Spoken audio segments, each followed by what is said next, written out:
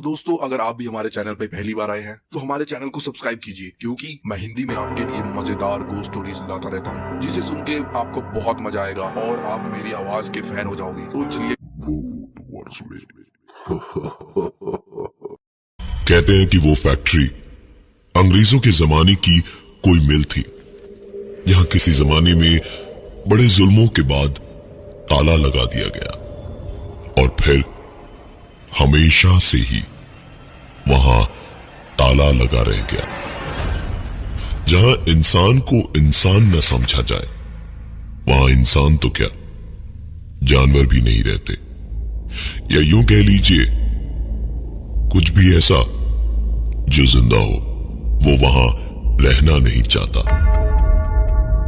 इसी फैक्ट्री का इस्तेमाल करके कुछ फिल्म स्टूडेंट्स एक नई तरह की डॉक्यूमेंट्री बनाने वहां पहुंचे। रात का वक्त था, खूब अंधेरा, सिर्फ झिंगरों की आवाज और रह रह के आसपास के पानी के पोखरों से आती बरसाती जानवरों की आवाज।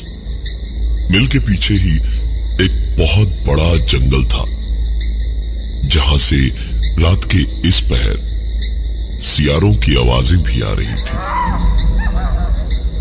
तीन दोस्त विप्लव, अनुज और केतन कैमरा, साउंड रिकॉर्डर्स और लाइट लेकर फैक्ट्री के अंदर पहुंचकर उन्होंने सारी चीजें लगाई, लाइट वगैरह की जगहें देखी, कैमरा एंगल्स देखे और सब करके बाहर छोटे छोटे अपने टेंट लगा के, मॉनिटर सेट करके टेंट्स के बिल्कुल बीचों बीच आग लगाकर बैठे बातें कर रहे थे। जब अचानक आवाजें सुनकर तीनों के तीनों खुशी खुशी देखने लगे कि आखिर माजरा क्या है। उनके हाथ तो जैसे खजाना लग गया था। मॉनिटर पर नजर दौड़ाई तो देखा एक आदमी गलियारे में लगी लाइट्स के बीच से चलता हुआ पता नहीं कहां से आ रहा था और उसकी धीमी चाल के साथ साथ ही एक के बाद एक लाइट्स बुझती जा रही थी। कैमरास क्लिक करते करते फोटो के बाद फोटो खींचते जा रहे थे। वो आदमी धीमे धीमे चलता हुआ आया और ऊपर लगे दीवार के कोने के कैमरे की ओर एक टक देखने लगा। तीनों पहले तो जरा सा घबराए, लेकिन फिर सीधे उस ओर भागे और भागते भागते वहां पहुंचे तो देखा वो आदमी वैसे का वैसे खड़ा हुआ कैमरा की ओर अभी भी देख रहा था। केतन और अनुज खड़े ही रहे। विप्लव आगे बढ़ा और चिल्लाया, अरे ओ भाई साहब, अबे तेरी सुनाई नहीं दे रहा क्या? हाँ, कब से बुला रहा हूं आपको। विप्लव की इतनी सी बात सुनते ही शायद उस आदमी को अपनी और बेइज्जती बर्दाश्त नहीं हुई और वो उन तीनों की ओर पलटकर घूमा और उसे देखते ही विप्लव, अनुज और केतन घबराहट के मारे वो सारा सामान जो अंदर था उसे भूलकर बाहर भागे। तीनों बिना एक भी बार पीछे पलटे ऐसे ही बाहर भागे जैसे उनके पीछे उनसे दुगनी रफ्तार से मौत आ रही हो। भागते भागते, हाँकते हाँकते बाहर जैसे ही पहुंचे तो तीनों ने सबसे जरूरी जो जो सामान सामने पाया सब उठाया और रात के अंधेरे में अपनी गाड़ी की ओर भागे और गाड़ी में बैठकर ही गाड़ी को बैक करते वक्त कहीं जाकर तीनों की हिम्मत हुई एक बार वापस दरवाजे की ओर देखने की, और जब देखा तो पाया वो आदमी दरवाजे से तकरीबन 10 हाथ दूर खड़ा था और जैसे जैसे गाड़ी बैक हो रही थी वैसे वैसे लोहे का वो दरवाजा आहिस्ता आहिस्ता बंद होता जा रहा था और कुछ ही देर में दरवाजा बंद हो गया और तीनों वापस अपने रास्ते पर थे। तीनों भाग के आ तो गए, लेकिन इतनी बेहतरीन और असली पैरानॉर्मल एक्टिविटी की रिकॉर्डिंग उन्हें रातों रात मशहूर बना सकती थी। ऐसा मौका कोई छोड़े भी तो कैसे। तीनों ने वीडियो को बिना काटे छांटे इंटरनेट पर अपलोड किया तो कुछ लोगों ने तारीफ की, कुछ ने कहा बकवास है और एक ने कहा ऐसे स्पेशल इफेक्ट्स डाल के कोई भी वीडियो बना सकता है, हिम्मत है तो दोबारा एक वीडियो वहीं पर जाकर के बनाओ और मैं भी तुम्हारे साथ चल के देखूंगा कितनी सच्चाई है तुम्हारे इन वीडियोस में। मैसेज बॉक्स पर काफी गहमा गहमी के बाद विप्लव, अनुज और केतन मान गए और उसी रात चारों ने वापस वहां जाने का फैसला किया। लेकिन उससे पहले दिन में ही तीनों गए, सारा सामान बटोरा और वहां से वापस आए। रात तक उनकी तैयारी पूरी थी। इस बार एक वैन किराए पर ले ली थी जिसके अंदर मॉनिटर लगा सकते थे। वो लड़का अरुण जिसने वहां जाने की शर्त लगाई थी वो भी तय जगह और वक्त पर पहुंच गया और फिर चारों वहां की ओर निकल पड़े और वहां पहुंचकर एक बार फिर से सारी चीजें वैसे ही वापस लगाई गई जैसे पिछली बार लगाई थी और सब कुछ करके चारों गाड़ी में पीछे आकर मॉनिटर्स के सामने बैठ गए, ये देखने कि कोई हलचल हो रही है या नहीं।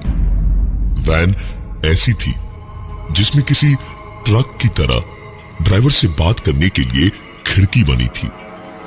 काफी देर इंतजार करने के बाद अरुण ने कहा यार तुम सब नजर रखो, मैं जरा हल्का होकर आया। और इतना कहकर अरुण वैन से बाहर निकल गया। सूखी पत्तियों पर अरुण के कदमों की आहट आहिस्ते आहिस्ते दूर जाती गई और आखिरकार आहट बंद हो गई। अचानक ही उस फैक्ट्री का दरवाजा खुला और ठीक दरवाजे की आवाज के बाद इधर मॉनिटर्स पर एक धुंधला धुंधला सा दिखाई देने वाला शख्स धीमे धीमे उन कैमरास की ओर आता हुआ दिखाई दिया। अनुज, केतन और विप्लव तीनों आंखें फाड़ फाड़ के उसे देखते ही रह गए कि ये है कौन। लेकिन इतना धुंधला था सब कि ठीक से समझ पाना कि ये कौन है ये तो नामुमकिन था। वो शख्स कुछ देर वहां कैमरास के सामने खड़ा रहा और फिर पलटकर वापस जाने लगा और धीरे धीरे अंधेरे में गायब हो गया।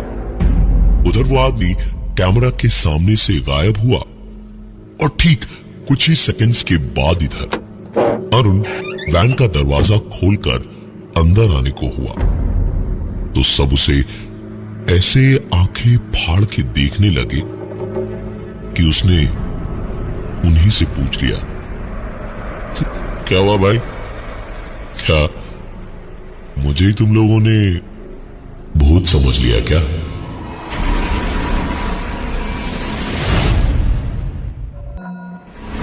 अरुण की बात सुनकर केतन ने पूछा तू कहां गया था हल्का होने? अरुण ने हंसते हुए कहा भाई सूसू करने गया था, कोई बैंक लूटने नहीं जो इतने सवाल पूछ रहे हो। हुआ क्या है? अरुण की बात सुनकर केतन कुछ जवाब देता उससे पहले ही पूरी की पूरी वैन किसी सूखे पत्ते की तरह हिलने लगी और ऐसे तेज तेज हिलने लगी कि बस सारे का सारा सामान वैन के ही अंदर गिर गिर के चकनाचूर होने लगा। जब काफी देर से चुपचाप बैठा अरुण किसी तरह उस हिलती डुलती वैन में बीचों बीच खड़ा हुआ और पूरी ताकत से घुसा वैन की दीवार पर मारकर चिल्लाया, तुम जो भी हो यहां से चले जाओ और हमें अकेला छोड़ दो। हम तुम्हें परेशान नहीं करना चाहते, हमें हमारा काम यहाँ पे चुपचाप करने दो और जाओ। अरुण के चीखते ही वैन का हिलना डुलना रुक गया और सब के सब एक पल को जैसे पत्थर की तरह एक ही जगह जमकर खड़े हो गए और उसी हालत में सबने एक साथ सुना। कोई चलकर वैन तक आया।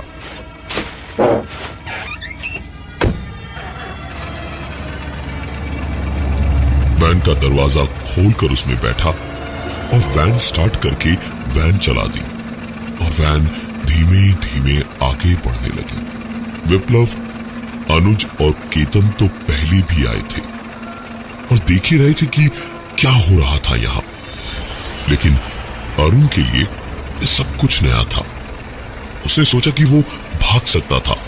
उसने तुरंत दरवाजे की ओर झपट्टा मारा और बाहर से तो दरवाजा लॉक्ड ही नहीं था, लेकिन फिर भी लाख कोशिशों के बाद दरवाजा नहीं खुला।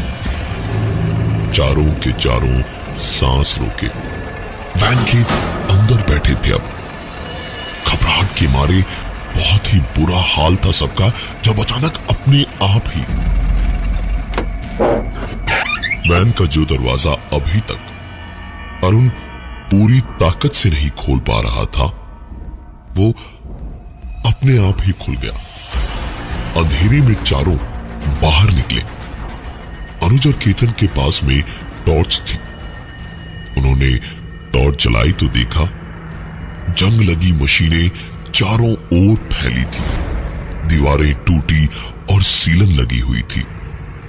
इस अंधेरे में भी देखते ही समझ आ रहा था कि यहां कोई जिंदा इंसान, जानवर या परिंदा रह ही नहीं सकता। चारों धीमे धीमे बाहर का रास्ता ढूंढने को इधर उधर भटक ही रहे थे, जब अचानक अरुण का हाथ किसी चीज से टकराया और चारों ओर से ऐसी आवाजें आने लगी जैसे वो सारी भारी भरकम अंग्रेजों के जमाने की मशीन्स वापस अचानक जिंदा होकर चलने लगी थी। केतन, अनुज और विप्लव तो मशीन्स की आवाज सुनते ही इधर उधर भागने लगे, लेकिन अरुण अंधेरे में ध्यान लगाकर सुनने की कोशिश करने लगा कि शायद बाहर जाने का रास्ता समझ आए। लेकिन अंधेरा इतना था कि अपनी जगह से जरा सा भी हिलने पर कहीं भी किसी भी चीज से टकराकर कुछ भी हो सकता था। किसी तरह रुककर एक साथ चारों ने हाथ पकड़े और एक के बाद एक कदम बढ़ा के एक दूसरी ओर चलते गए और जाते जाते एक कमरे में पहुंचे और उस कमरे के अंदर घुसते ही विप्लव, अनुज, केतन और अरुण चारों इस वक्त उस एक कमरे में बंद हो चुके थे। चारों जानते थे कि कुछ भी ठीक नहीं है। फिलहाल बच के निकलना था यहां से, वो भी किसी भी तरह। तो विप्लव, अनुज और केतन लगे कोई दूसरा रास्ता ढूंढने में और अरुण चुपचाप एक कोने में खड़ा रहा उस अंधेरे में कि कहीं फिर से हाथ कहीं और न लगे और कुछ और गड़बड़ ना हो जाए कि जब अचानक ही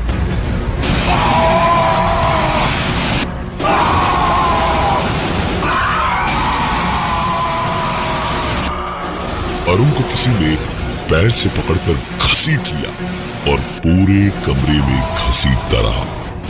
साफ समझ आ रहा था कि अरुण की चीखें पूरे कमरे में घूम घूम कर गूंज रही थी। तीनों कुछ करते इसके पहले ही जैसे अरुण जानता था कि उसे क्या करना था। उसकी चीखें वैसी ही तेज रही, लेकिन वो चीखता हुआ अब कह रहा था, दीनदयाल जी, मुझे बचाइए दीनदयाल जी, मैं जानता हूं आप यहीं कहीं हैं, मुझे बचाइए, बचा लीजिए मुझे। और अरुण के ऐसे चीखते ही अचानक अब अरुण के कमरे में घसीटा जाना रुक गया और धीमे धीमे जैसे अरुण को किसी ने गर्दन से पकड़कर ऊपर उठाया और अपने काफी करीब लाया। वो भारी भारी सांसें अरुण को साफ साफ सुनाई दे रही थी और करीब आते आते अब सांसें उसके चेहरे पर पड़ने लगी तो अरुण ने अपनी आंखों के सामने दो चमकती हुई अजीब सी आंखें देखी, लेकिन अपना डर, अपनी चीखें सब दबा गया। सारा खौफ पी गया वो अपना और चुपचाप रहा। और ठीक उसी वक्त उनके उस कमरे का दरवाजा खुल गया। बाहर जहां कुछ देर पहले इतना अंधेरा था, वहां से बहुत हल्की सी रोशनी कमरे के अंदर दिखाई देने लगी। उसी रोशनी को देखते देखते उसके पीछे पीछे विप्लव, अनुज और केतन चलते हुए पहुंचे और वहां पहुंचकर देखा कि पूरे कमरे में एक पीली सी रोशनी है जो एक लालटेन से आ रही थी और एक काफी उम्र दराज आदमी कुर्ता और धोती पहने लालटेन के पास बैठा था। बदन पर उसकी शॉल थी और नजर उसी लालटेन की लौ पर अटकी हुई थी। अरुण पीछे पीछे आकर कमरे के बाहर ही रुक गया था। उसमें अब इतनी हिम्मत ही नहीं थी कि उस कमरे के अंदर जाता। केतन ने आगे बढ़कर उससे पूछा, बाबा यहां से बाहर कैसे निकले? हम गलती से यहां फंस गए हैं, आप हमारी मदद कर दीजिए ना। उस आदमी ने जेब से बीड़ी का बंडल निकाला और एक बीड़ी जलाकर केतन को ऊपर से नीचे देखा, फिर बाकी दोनों को देखकर एक लंबा कश खींचकर कहा,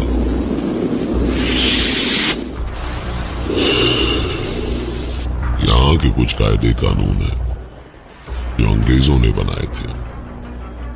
एक बार सवेरे दरवाजा बंद हुआ और मजदूर अंदर आए। उसके बाद रात भर जो रहते थे उन पर काफी जुल्म होते थे और फिर सवेरे वो चले जाते और दूसरे मजदूर आ जाते। आज भी दरवाजा सवेरे 7 बजे सायरन की आवाज के साथ ही खुलता है। लेकिन घबराओ मत, जब तक इस कमरे में हो मेरे साथ जिंदा हो। सवेरा होते ही निकल जाना, कुछ ही देर में उजाला हो जाएगा। तीनों समझ गए कि जिंदा रहना है तो इनकी बात माननी ही पड़ेगी। किसी तरह मनाकर अरुण को भी अंदर ले आए। चुपचाप एक कोने में वो आदमी रह रहकर खांसता हुआ बैठा रहा और ये चारों एक कोने में दूसरी ओर बैठे रहे। कुछ देर में ही वो आदमी उठा और कमरे से बाहर जाने लगा। तो विप्लव ने कहा, अरे कहां चले बाबा? वो आदमी रुका लेकिन पलटा नहीं और ऐसे ही बोला, घर वापस जाना चाहते हो ना? चलो मैं दरवाजा पार करा देता हूं।